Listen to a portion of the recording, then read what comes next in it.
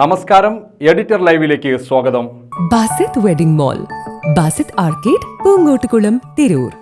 ഒഴൂരിൽ രാത്രി ഉറങ്ങാൻ കിടന്ന വയോധിക ക്ഷേത്രക്കുളത്തിൽ മുങ്ങിമരിച്ച നിലയിൽ. 85-കാരിയായ ഒഴൂർ ഓണക്കാട് തിരുവങ്ങാട്ട് കളരിക്കൽ കമലാക്ഷിയുടെ മൃതദേഹമാണ് വീടിന് വാരകൾക്കകലെയുള്ള കുളത്തിൽ നിന്ന് ലഭിച്ചത്. തിങ്കളാഴ്ച രാത്രി 10:30 മകൻ ഭാസ്കരന്റെ വീട്ടിൽ ഉറങ്ങാൻ കിടന്നതായിരുന്നു കമലാക്ഷി.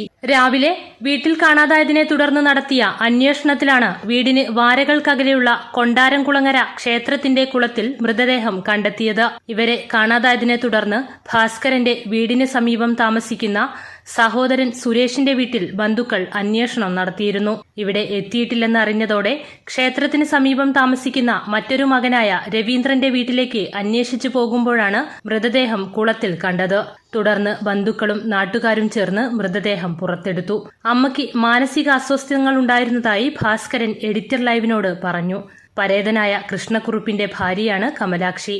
തിരൂർ ജില്ലാ ആശുപത്രിയിൽ പോസ്റ്റ്മോർട്ടം നടത്തി ബന്ധുക്കൾക്ക് വിട്ടു നൽകി. സുധാകരൻ, പരേതയായ സുമതി എന്നിവരാണ് മറ്റു മക്കൾ. Editor live, Ozhur.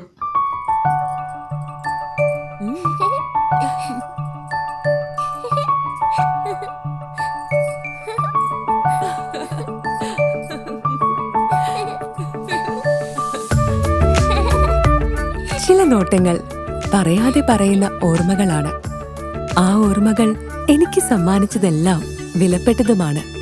ബാല്യം മുതൽ മൂല്യമുള്ള ഇഷ്ടങ്ങളെ എന്നെക്കാളും അറിയുന്ന എന്റെ കുടുംബവും വിശ്വാസത്തിന്റെ മുഖമുള്ള ബാസിത് വെഡിംഗ് മോൾ പോലെ എത്രയോ സുന്ദരമാണ്. അതെപ്പോഴും കൂടെ ഉണ്ടാവുമെന്നത് ഞങ്ങളുടെ തീരുമാനമാണ്. ആ തീരുമാനം നിങ്ങളുടെ ഇഷ്ടങ്ങളാവട്ടെ.